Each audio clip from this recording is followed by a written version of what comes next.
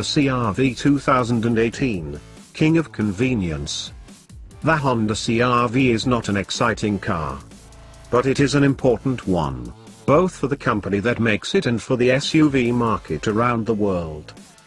This is one of the globe's best-selling mid-sized SUVs, particularly in the USA, where it's sat at the top of charts for a number of years, slipping to number 3 last year.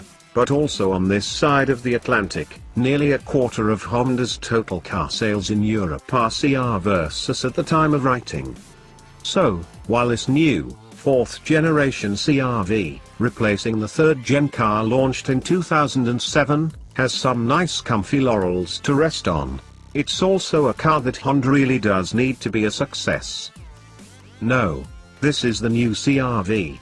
While the nose and tail are very much evolution rather than revolution on the design front, albeit with an extra generous helping of chrome this time around, they bookend a new car with a new, stronger body shell and rejigged proportions compared with its predecessor.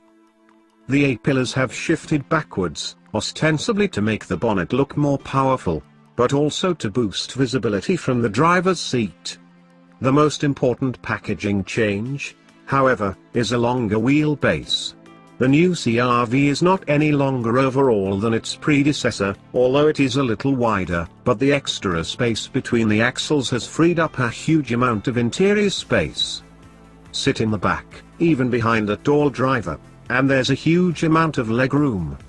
That's come partly from the wheelbase, 30mm extra knee waggling space, and partly from the seat, now 20mm thinner, but actually more comfortable than before, and with a greater range of lumbar support. On the downside, the bodywork's panel gaps are also spacious, particularly around the tailgate, where one side was wider than the other on a car we tested.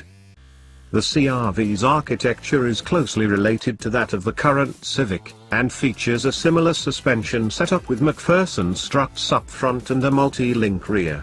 While the previous 2 CR-V generations were built in Honda's Swindon factory in England, the new car is built in Japan, allowing the Swindon plant to concentrate on manufacturing the Civic family, including the Type R. Both this time, a 7-seater option has been introduced due to demand. 5-seater models are still expected to be the biggest sellers in the UK. 7-seat versions are all-wheel drive only, and hybrid versions will be 5-seat only, to make space for the battery. 4 trim levels in the UK, S, SE, SR, and range topping X. The latter will include goodies such as a head-up display and heated steering wheel.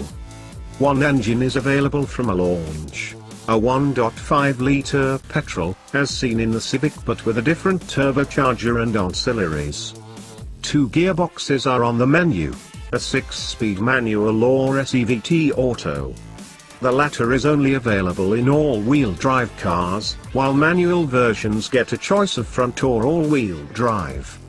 Honda expects the manual, AWD, SE version to be the biggest seller. The AWD system is the same as that of the previous CR-V, but Honda has changed and optimized the control logic, so it can now send more torque to the rear when required. It can also apportion some of the torque from side to side, to help keep the CR-V on target mid-corner.